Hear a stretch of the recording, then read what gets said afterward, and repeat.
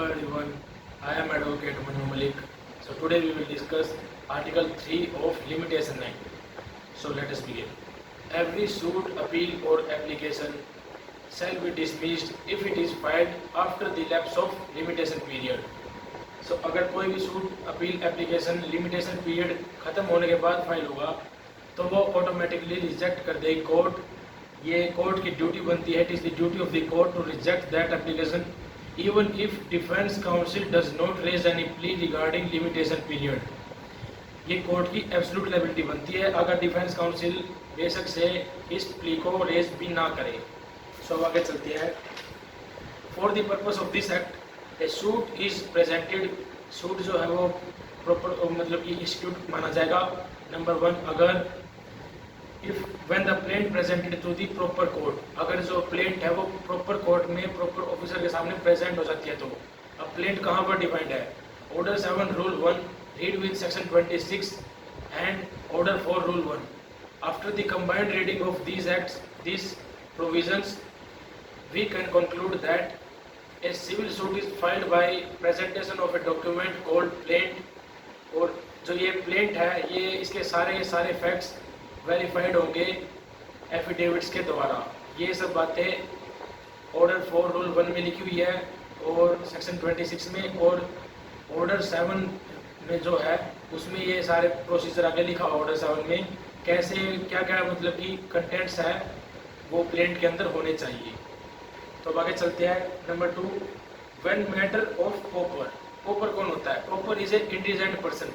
Poor person जो होता है, गरीब आदमी होता है, उसका सूट अगर हमें फाइल करना होता है तो वो ऑर्डर 33 ऑफ सीपीसी में आएगा. When application for leave to sue as a pauper is made, तो ये माना जाएगा कि सूट जो है प्रेजेंट हो गया है. Third, when case against A company which is bound up by the court. अगर कंपनी का अगेंस्ट केस है जो कि बाउंड अप हो गई है, बाउंड अप बाय कोर्ट हो गया, जो कोर्ट ने मतलब बंद कर दिया है, तो उसमें ऑफिशियल लिक्विडेटर अपॉइंट होते हैं. When claimant first send its claim to the official liquidator. जब क्लेमेंट जिसको पैसे लेने हैं वो ऑफिशियल लिक्विडेटर को मैटर सेंड करेगा, अपने मतलब कि क्लेम सेंड करेगा, तो हम ये मानेंगे कि भाई जो मैटर वो है सूट है प्रेजेंट हो चुका है. फोर्थ है when matter is of set of. Set of कहाँ पर डिफाइंड है? ऑर्डर 8 रूल 6 में जो है सेट ऑफ डिफाइंड है. जब from the date of institution of suit. Set off को जब भी हम एप्लीकेशन सेट ऑफ के लगाते हैं तो ये माना जाता है कि फर्स्ट डे से ही वो सेट ऑफ लगाया गया है. और जो काउंटर क्लेम होता है ऑर्डर 8 रूल 6 ए में, उसको हम जब भी लगाएंगे वो उसी दिन से शुरू होगा, वो फर्स्ट डे से शुरू नहीं होगा. ये दोनों में फ़र्क है. अब हम आते हैं section 4 of limitation act. Expired of prescribed period of limitation when court is closed. जिस दिन कोर्ट की छुट्टी हो उस दिन अगर लास्ट दिन हो जाता है लिमिटेशन पीरियड का, तो उससे नेक्स्ट डे जो आएगा उसको हम काउंट करेंगे लास्ट डे.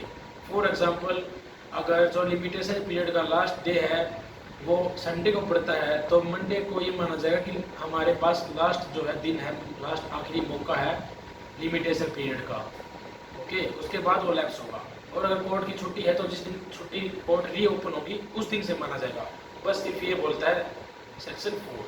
सेक्शन 5 की अगर हम बात करें लिमिटेशन एक्ट की, तो सेक्शन 5 बात करता है कंडोनेशन ऑफ डिले. कंडोनेशन का मतलब होता है माफ़ करना. कंडोनेशन कंडोन करना, to condone something. So extension of prescribed period in certain cases.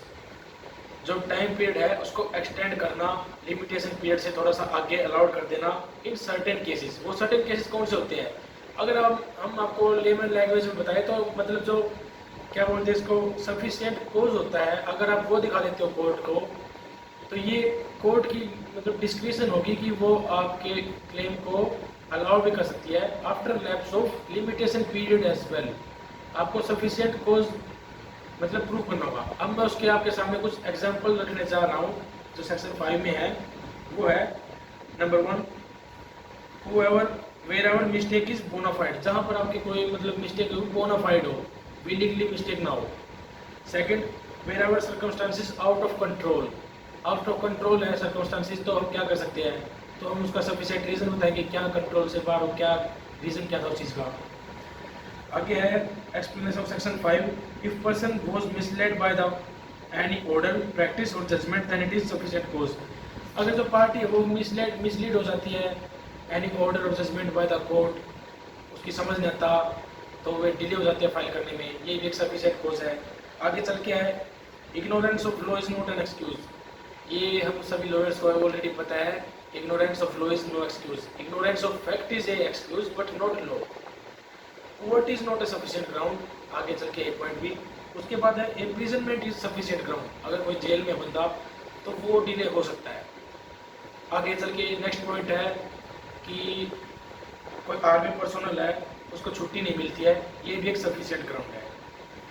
और if negligence then no benefit. Negligence कोई सफिशिएंट ग्राउंड नहीं है। नेग्लिजेंस क्या होता है? रेकलेसनेस, अपनी ड्यूटी को फॉलो ना करना, लापरवाही करना, उसको नेग्लिजेंस बोलेंगे। उसके लिए कोई लॉ में बेनिफिट नहीं मिलेगा। अब क्या आता है heading, wherever following matters there that period of limitation not applied. Period of limitation apply नहीं होगा कहाँ पर? Probate application, application for succession, industrial dispute act, इन सब में लिमिटेशन पीरियड अप्लाई नहीं होगा। तो ये था हमारा लिमिटेशन पीरियड के ऊपर छोटा सा वीडियो। Thank you.